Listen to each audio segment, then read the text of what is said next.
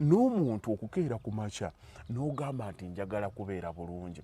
It's a personal choice. It is a personal choice. Kiri kyoli n'otandika without subjecting it. Omanyi nze saagala kwogera na kye bayita subjective mind. Kino kyalibadde bwe kiti naye kino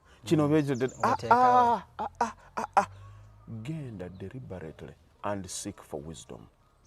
Byonna nkubuulira internet eno terina kyetaleese. Buli kimu kwekiri. Human psychology osobola okumanya omuntu atandika atya. Era mukama wange neli akagamba kera nakagamba kera okatugambye ninga bagana yafe bana batulaba nti capital knowledge gaba magezi si sente. Kakati omulembe gwaffe we gwatuuse tufunye abantu basomye bafunye ebintu bingi nnyo ku social media. Buli lunaku akeera ayingiza information of which abantu abasinga abategevu bamanyi is a lot of trash.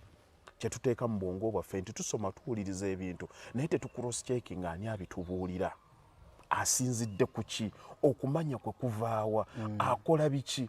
Olwaleero wojja n'osanga omuntu ng'asomesa ebintu ebya ssente naye nga akyasula nati wa taata we naye nga byalowoozaako byasomesa.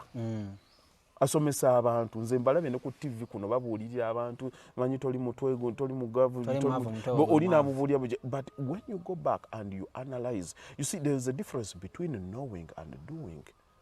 Okumanya n'okukola byanjawulo. Okitege kati abantu babuulirirwa abantu naye nga ate babuulira tebiri mu bulamu bwabwe. Si bulamu bwabwe. Kati olina omusanga ng'awa message naye ng'ate naye message gy'awa agyetaaga.